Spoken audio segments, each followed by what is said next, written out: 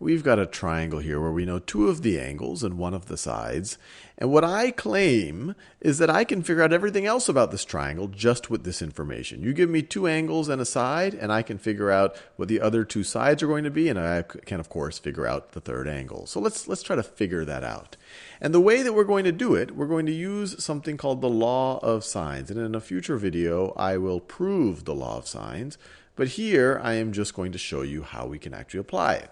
And it's a fairly straightforward idea. The law of sines just tells us that the ratio between the sine of an angle and the side opposite to it is going to be constant for any of the angles in a triangle. So for example, for this triangle right over here, this is a 30-degree angle, this is a 45-degree angle.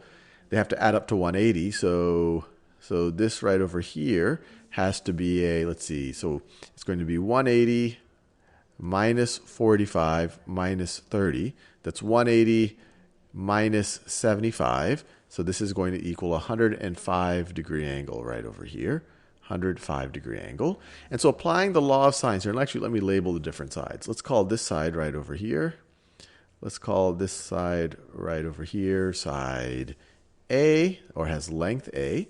And let's call this side right over here. Let's say this side right over here has length B.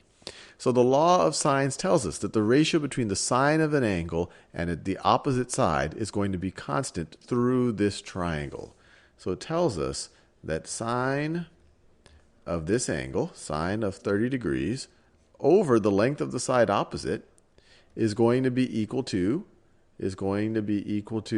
sine of 105 degrees, sine of 105 degrees over the length of the side opposite to it, which is going to be equal to sine of 45 degrees, sine of 45 degrees equal to the length of the side opposite.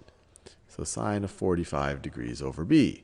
And so if we wanted to figure out A, we could solve this equation right over here. And if we wanted to solve for B, we could just set this equal to that right over there. So let's solve each of these. So what is the sine of 30 degrees?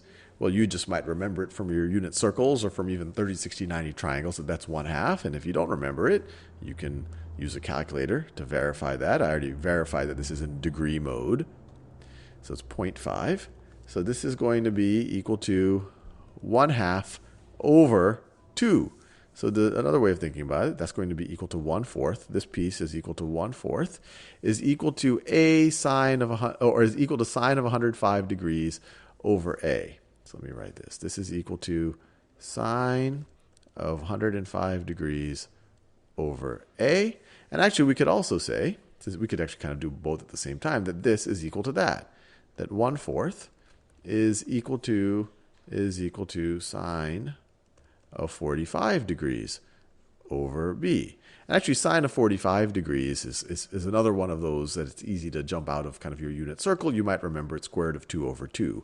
So let's just write that. That's square root of 2 over 2. And you could use a calculator, but you'll get some decimal value right over there. But in either case, in either of these equations, let's solve for A and then let's solve for B. So one thing we could do is we could take the reciprocal of both sides of this equation. The reciprocal of 1/4 is 4. And the reciprocal of this right-hand side is A over the sine of 105 degrees. And now to solve for A, we can just multiply both sides times the sine of 105 degrees. So we get 4 times the sine of 105 degrees is equal to A. So let's get our calculator out.